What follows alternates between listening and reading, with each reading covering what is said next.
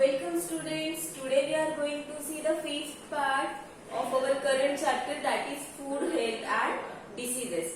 In the previous lecture we have discussed about various diseases, that is what are the communicable diseases and what are their symptoms and the preventive measures, etc. We have discussed all the things in the previous lecture.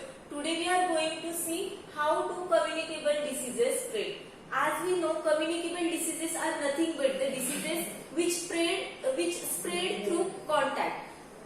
When infected person comes in the contact with healthy person, the communicable disease gets spread. वो जब infected person के contact में कोई healthy person आता है तो उससे infected से हेल्दी पर्सन को भी वो स्प्रेड होता है communicable disease. What are the communicable diseases? Cholera, typhoid, malaria, tuberculosis, cold and cough, ringworm, etc. These are the communicable diseases. Now, today we are going to see how do communicable diseases spread. वो spread कैसे होते हैं? Through infected food and water. As we have discussed, typhoid and cholera are the diseases which spread through contaminated water and contaminated food. Contaminated water means what? Infected food or water which contains microorganisms, which has dust on it. जिस पे dust होती है, microorganisms उस पे होते हैं. ऐसे food को अगर हम खाते हैं, ऐसे वाटर को हम लेते हैं, तो उससे क्या होगा? ये कम्युनिकेबल डिसीजेस स्प्रेड होंगे. तो diseases such as cholera, typhoid spread through drinking water and food that carry the disease causing germs. ऐसा फूड, ऐसा वाटर जिसमें germs, disease causing germs present हो, ऐसे फूड्स एंड वाटर से कॉलरा एंड टाइफॉइड जैसे communicable diseases spread होते. तो देखो, उसके लिए कुछ प्रिवेंटिव मेजर्स का आपके बुक में चार्ट दिया है. उसमें प्रिवेंटिव मेजर्स भी गिवन है, मतलब कि what you have to do, does given है, यानी कि जो आपको करना है वो गिवन है. एंड उसके पीछे का जो रीजन है, why the writer has given us these points, वो रीजन भी हमें यहाँ पे मेंशन किया है. जैसे कि first one, do not eat food from vendors who keep the food open और touch food with unclean hands.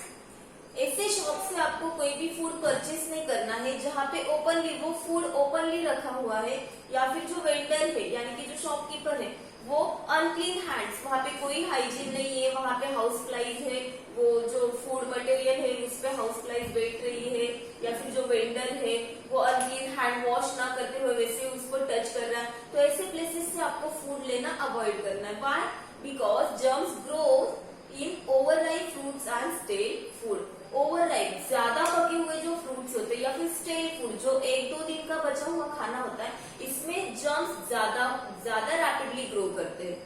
Keep your surrounding clean, do not eat food kept in unclean places. आपका जो surrounding है वो आपको clean रखना है, hygienic रखना है.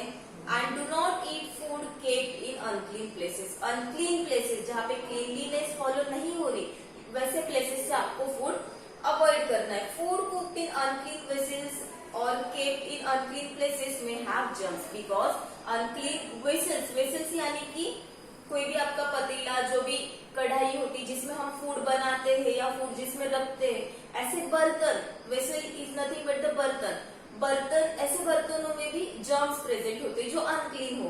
तो कोई भी फूड रखने से पहले, वाटर वहां पे स्टोर करने से पहले वो वेसल अच्छे से वॉश कर लो, उसके बाद उसमें कुछ भी स्टोर करना है. Dirt can have germs, wash your hands before you touch food and water. आप जब भी फूड एंड वाटर को टच करते हैं उससे पहले आपको you have to wash your hands properly.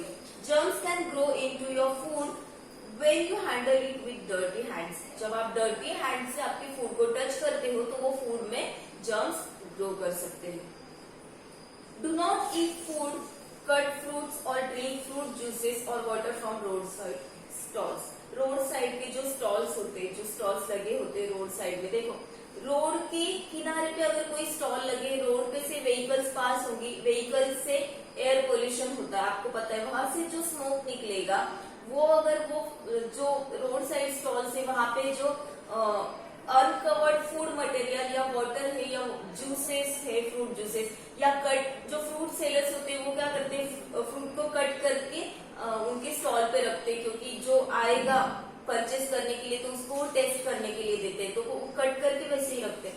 अगर वो कट करके रखता है, वहां पे कितने सारे एयर में तो कितने सारे जर्म्स प्रेजेंट होते हैं, वो जर्म्स वहां पे अगर स्टोर हो जाएंगे, उससे वो ग्रो करेंगे वो फ्रूट्स पे, वो जूसेस पे, और ऐसा फूड अगर हम इंटेक करते तो वो जर्म्स हमारे बॉडी में एंटर होंगे and it will cause our body disease. अब हमारी बॉडी सीक हो जाएगी और हमारी बॉडी में डिसीजेस आ जाएंगे। So keep food and water covered, तो कभी भी हमें हमारा फूड एंड वाटर कवर करके रखना है। Wash your hands with soap and water after you go to the toilet. जैसे आप टॉयलेट से बाहर आते हो तो सबसे पहले you have to wash your hand properly with the help of soap and water, with the help of hand wash and water. Okay, so these are the points, these are the preventive measures. Now we are going to see how communicable diseases spread through air. Air से वो कैसे spread होते हैं? देखो कौन से diseases है जो एयर से स्प्रेड होते हैं, like tuberculosis, influenza, chicken pox, swine flu, ये जो डिसीजेस है ये एयर से स्प्रेड होते हैं। वैसे ही अभी हम एक लेटेस्ट अभी जो सिचुएशन चल रही है ग्लोबली, वहां पे कौन सा एक डिसीज है, कोविड-19, ये जो वायरस है, इसका मैंने फुल फॉर्म आपको कल बता दिया था, कोरोना वायरस डिसीज 2019।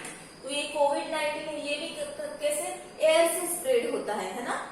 सो देखो कोई भी इन्फेक्टेड पर्सन जो ऑलरेडी सफर कर रहा है ट्यूबरक्यूलोसिस से या इन्फ्लुएंजा, चिकन पॉक्स से या स्वाइन फ्लू, कोविड-19, ऐसा इन्फेक्टेड पर्सन जब स्नीज करता है, जब कॉफिंग करता है, तो उसके माउथ और उसके नोज से उसके बॉडी में जो जर्म्स प्रेजेंट है वो थ्रू हिज माउथ और थ्रू हिज नोज वो क्या होंगे, एयर में स्प्रेड हो जाएंगे, एयर में वो थ्रू आउट किए जाएंगे एयर में। तो एयर में जैसे वो मिक्स हो जाते हैं और वहां पे वो एयर के कांटेक्ट में अगर कोई हेल्दी पर्सन आता है एंड वो हेल्दी पर्सन ब्रीथ इन करता है, यानी कि सांस लेता है, तो वो जो एयर प्रेजेंट है जिसमें जर्म्स है, जिसमें ये वायरसेस है डिसीजेस के, वो वायरस या वो जर्म्स जो है वो हेल्दी पर्सन की बॉडी में जैसे वो ब्रीथ इन करता है तो उसके ब्रीदिंग के साथ वो जर्म्स उसके बॉडी में एंटर करेंगे। उसके बॉडी में एंटर करने से वो क्या करेंगे, वो जो हेल्दी पर्सन है उसको भी वो इन्फेक्ट कर देंगे।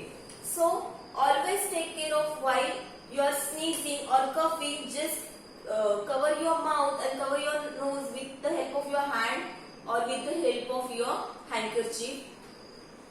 The next one, through insects. Now the diseases, some diseases like malaria, dengue and chikungunya, these are the diseases which spreads through insects. Insects से ये diseases spread होते हैं। insects यानी कि जो आपकी हाउस फ्लाइज हो गई, इंसेक्ट मॉस्किटोज हो गए, these are garbage and dirt have germs. देखो गार्बेज कोई भी जहाँ पे कचरा होता है वहां पे जर्म्स होते हैं, और जो हाउस फ्लाइज होती है ना हमेशा वो डर्ट पे बैठती है, गार्बेज पे, डर्ट पे, हाउस फ्लाइज या फिर मॉस्किटोज वहां पे जाके बैठती, वहां से उठने के बाद वो फूड पे आके बैठती। जब वो गार्बेज पे या डस्ट पे बैठती है हाउस फ्लाइज या फिर मॉस्किटोज, उनके जो पैर होते हैं उनके पैरों में ये जर्म्स स्टिक हो जाते हैं। तो वो जैसे कचरे से उठ के फूड पे बैठेंगे या फिर वाटर पे बैठेंगे तो उनके पैरों में जो स्टिक हुए जर्म्स थे वो अलोंग विद दैट कैरी होंगे, फूड पे जाएंगे, और वो फूड अगर हम इंटेक करते हैं तो वो जर्म्स हमारे बॉडी में जाएंगे।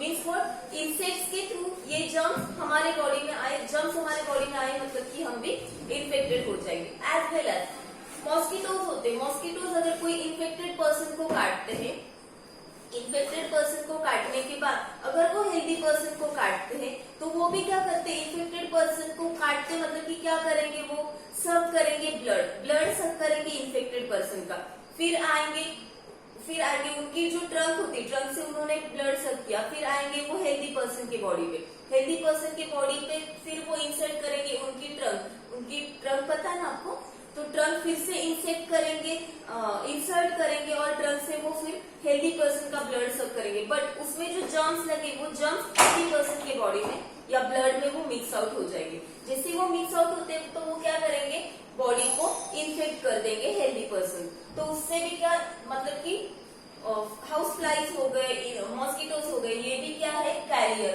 कम्युनिकेबल डिसीजेस के कैरियर। देखो मलेरिया स्प्रेड करने वाला जो मॉस्किटो होता है उसका नाम है Anopheles. Anopheles is the mosquito which carries malaria. Also, Aedes is the mosquito due to which dengue causes. Dengue किसकी वजह से होता है? एडिस की वजह से होता है. ओके. सो और चिकनगुनिया की कुछ सिम्टम्स यहाँ पे गिवन है. फीवर, शिवरिंग यानी कि बॉडी का थरथरना, कांपना, शिवर होता है, फीवर आता है, बॉडी एक, आई एक और रैशेस, बॉडी पे रैशेस होते हैं. तो ये सब सिम्टम्स अगर आपकी बॉडी पे दिखाई देते हैं, बॉडी एक करती है, आईज में इरिटेशन होता है, बॉडी पे रैशेस आती है, फीवर आता है और शिवर, बॉडी शिवर करती है, शिवर यानी कि कांपती है, तो मतलब कि क्या, पर्सन सफरिंग फ्रॉम चिकनगुनिया. तो यहाँ पे हम आज का टॉपिक खत्म करते हैं. The next topic we will cover in the next lecture. Thank you so much.